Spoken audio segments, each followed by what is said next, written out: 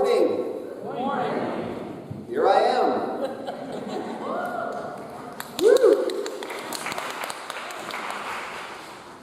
Just want to say to Trinity, on behalf of my family who sing right down here, my wife Jen, my two boys, Warren and Charlie, that we are just been truly blessed to come and be a part of this congregation.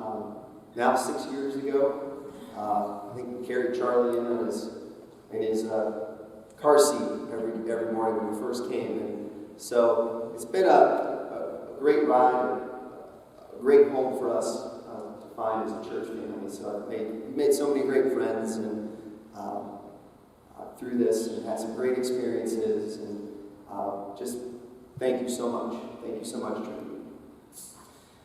Now I will say that Jen and I really do enjoy all of the attention and smiles that you give our two young boys every day, every time we come in, and we just get a kick out of that. But just let's face it, you guys don't have to go home with them every afternoon, right? Will you still be smiling? I challenge you. Will you still be smiling if you spend an afternoon with those two right there? Trust me. So, Orrin, who's up here in the picture right here, he's now 8 years old and is in 3rd grade. I said he was just 2 when we first started attending. And right now, one of his most fabulous traits is his knack for asking hundreds of questions. Most of them from the backseat of the car as I'm driving home from school or soccer practice or wherever. The questions are just unending right now. It is a miracle from God that I have not driven off the road either because of getting distracted or simply to put myself out of my misery trying to answer all these questions. Hey, Dad, why does the rain fall in drops and not all together like lava? Hey, Dad, why do people sit in their garage and watch the rain? Hey, Dad, if you own your own business, do you get to tell everyone where they work? Hey, Dad, how big was the biggest bluegill, the biggest catfish, the biggest shark? Hey, Dad, can we go fishing in that lake, in that river, in that creek, in that pond? Hey, Dad, what is trauma? Hey, Dad, what does it mean to pass away? And then finally, one day when another driver cut us off in the car, hey, Dad, what does screw you mean? Now, I was not the only adult in the car at the time, but we had to answer, we tried to answer that one. I mean, Orrin's questions just fill my car rides and my days. It's a joy, it's exhausting, it's informative. So questions have been on my mind of late as I've been thinking about speaking this morning. Why did I say yes to Pastor Nick? For starters, that's a good one. And then, what should I call this sermon? And some other questions. Please pray with me if you will. Dear God, thank you so much for the blessing of coming together here this morning. It is truly a great honor and pleasure to be able to be used to hopefully bring some enlightenment and enrichment to my fellow brothers and sisters here at Trinity UCC. So please use my words and prepare everyone's hearts for the message to come. Amen. Why does church feel like math class?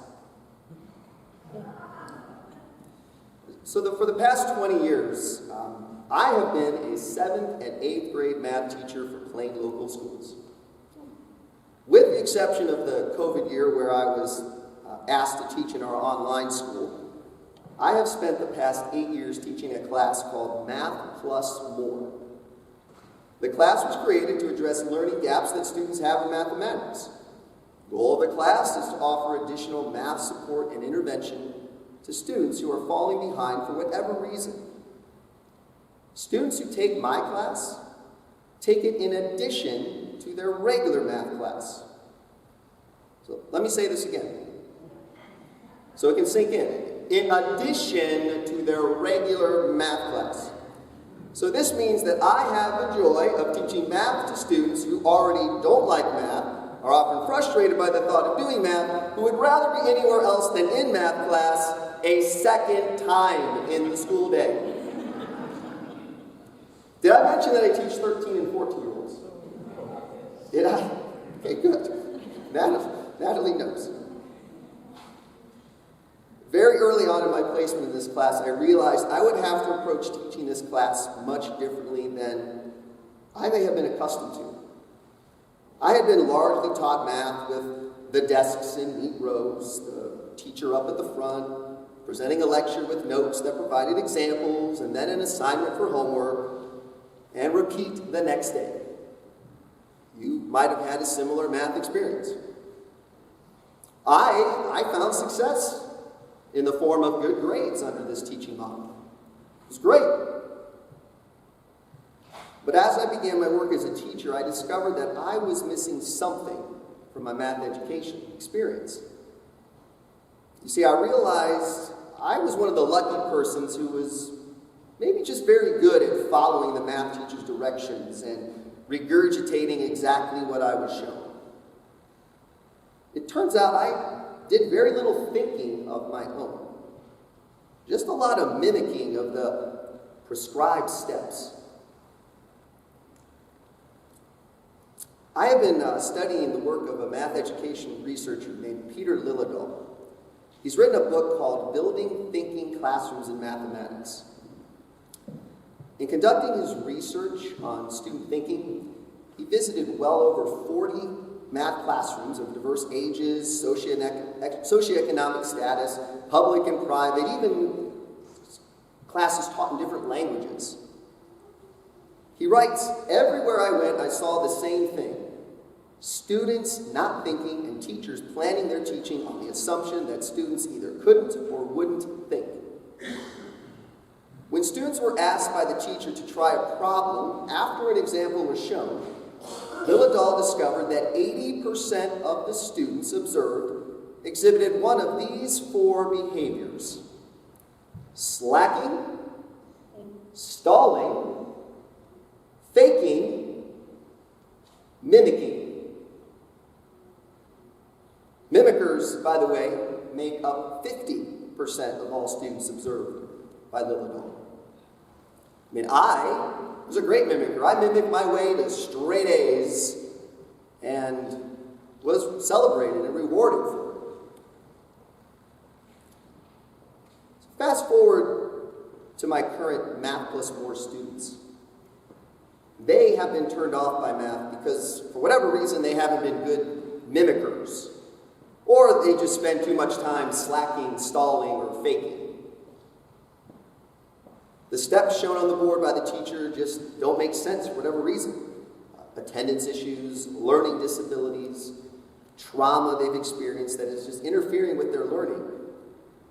Or maybe they're just bored. Bored regurgitating all the steps that they're shown. When math stops making sense, it stops being enjoyable. Frustration builds, grades drop, and the student ends up in Math Plus More for a second math class each day. Why does church feel like math class? Do you find some similarities to my description of math class to what we do here on Sundays? We're all good at finding our assigned seats. Right? I'm guilty. I got that row right there, 2 rows behind Chuck Bebout. I know what's on the back of his head really well. It's a beautiful back of the head, Chuck. Our fabulous teachers give us the lecture. Fabulous lectures. Some of us take notes. Do you, though, sometimes find yourself counting down the minutes to lunch period? Do you also, though, sometimes find yourself mimicking your way through service. Feeling good for just showing up and getting your Jesus on for the hour we're together, then walking out the door and forgetting everything you just heard. God forbid you are a slacker, staller, or faker in church. I'm not going to go there. How much are you really engaging in thinking about the service, and therefore how much of the information are you retaining? So, if you're going to bear with me here this morning, we're going to have a little math plus board class. Are you ready?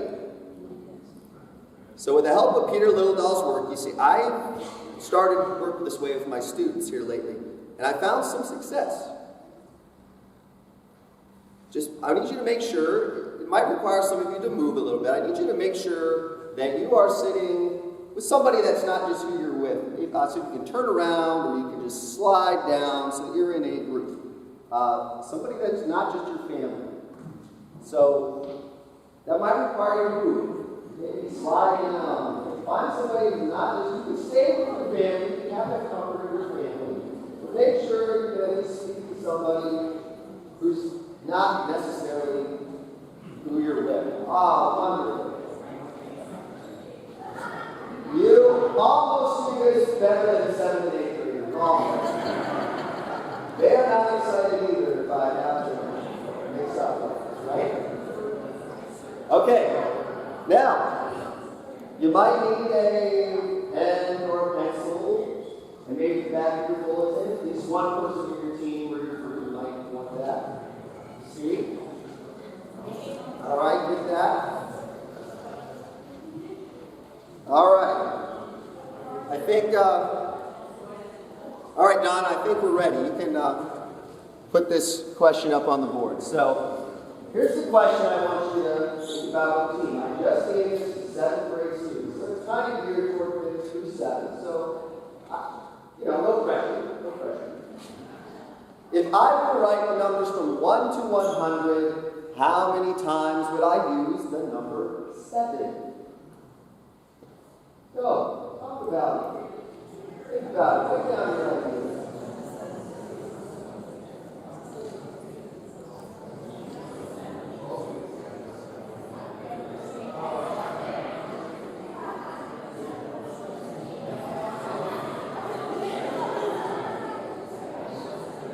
Oh, good. Yeah, good job. I just reminded that we are expecting to have. Oh, it's awesome. All right. So, you go, give you a minute or more, or better yet. Come on. I'm just writing numbers 1 to 100. How many 7s would I write? How many 7s would I write?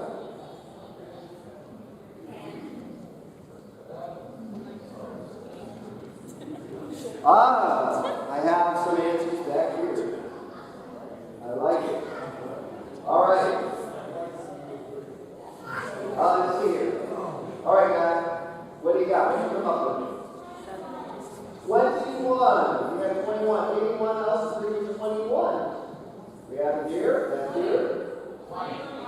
I hear 20. Hear a lot of 20s. Anyone else? 19. We have 19.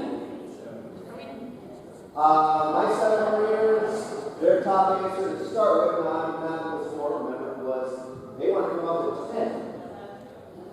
11. Okay. So, where do we need to use 7? Someone starts off. Which numbers do we have 7 in? 7. Oh, you guys won't want to do those. I need one volunteer. You can tell me. This is a bigger class than you said. Where do you use the 7s?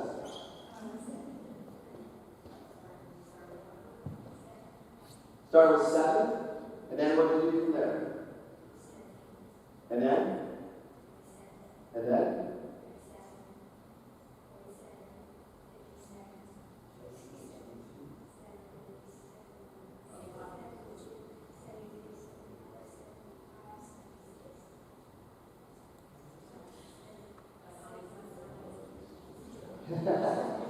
All right. So if you can't hear, we're not going to be able to.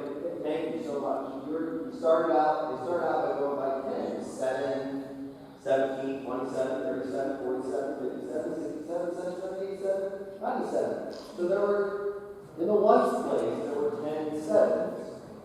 And then what was special about 77 though? That's 2, so there's 11. And then what my students always forget. Now, if you got 19, you probably forgot this 2 and 77, right? That's one thing. You forget to take 2 sevens to write 77. Now, my students then, it's interesting, they forgot then you could also use the 7 in the tens place, right? So 70, 71, 72, 73. So there's 9 more 7s there.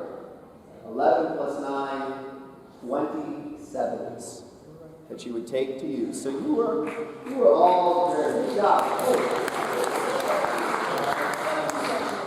Now, wow. Yeah, I didn't bring my candy. I actually do have candy and stop up. So, for me as a teacher, I didn't give up something there.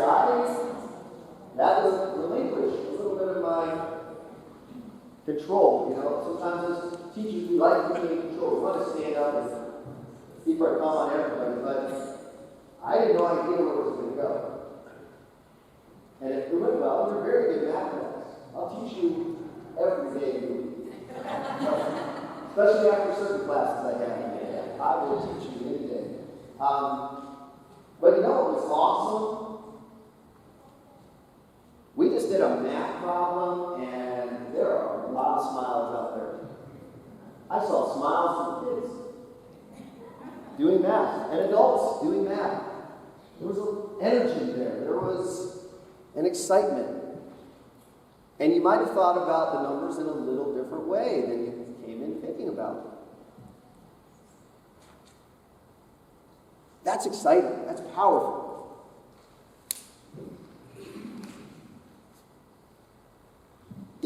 As Peter Liljedahl says again in his book, good problem-solving tasks require students to get stuck and then to think, to experiment, to try, and to fail, and to apply their knowledge in novel ways in order to get unstuck. And that's powerful. That's learning. And give yourselves a hand. You did a little bit of that today in church, in math class. Love it. Hey, Mr. Richardson, when am I ever going to use this in life? That's probably the number one question you get from a middle school student when they're bored or frustrated. It's kind of their way out of perhaps the moment of thinking a little bit. And maybe some of you were thinking of that. So in today's scripture reading, I gave you 9 examples of questions found in the Bible. From the Pentateuch to the Gospels, questions are all over the place. Did you almost feel like an 8-year-old was bombarding you with questions from the back of the car when Kathy was reading? Like, what's going on? I can't process all these questions. The questions bring the energy, the life for what you read. They help to activate a part of our brain to help us learn and develop our understanding. They can also spark conversation and debate, which further fosters our community. Questions can be truly powerful. I just wonder as a church body how we can harness this power of questions. Have you considered attending a Sunday school class here on Sunday mornings? That's a great avenue to do what you just did. Maybe a weekly Bible study. I know there's a men's Bible study, I believe, still happening. And my wife and I have attended the Nias Numas class, and it's been a lot of fun getting to know the members of that class and talking about questions we bring up about the Bible and life. You just sometimes talk about what's like common experiences. It's a great way to build community and feeling connected. Have you ever considered attending the Unplugged event on Wednesday nights? I regret I've only been able to attend one of those, but the one event I attended, it was just an awesome chance to have community. Small discussion on topics, gathered around, talking about God, talking about faith, talking about issues. So I would really encourage you to think about that if it's not something you've been able to do. What about a group discussion in service once a month? Trinity, do we need Pastor Andrew or Pastor Nick to always talk to us? Or can we take the onus to reach out of our comfort zone and have some conversations together during this time? It'd be different. It'd be uncomfortable. You might have to put down your phones and put aside your thoughts about lunch, but we just did it with math, people. We just did it with math. We could do it with God. I can tell you it is uncomfortable for my students when I ask them to do what you did today. Sometimes some feelings are hurt with unkind words or actions. Sometimes they are upset because they aren't with their friends. Sometimes they're just feeling awkward because they have to do something they don't normally do, which is to think. But they are learning how to interact in a community of learners, and they are building their capacity to understand mathematics. Trinity, as adults, can we learn how to interact as a community of believers? Can we also further build our capacity for faith and love in our community? It starts with the right questions and the courage to struggle with those answers. Amen. Thank you.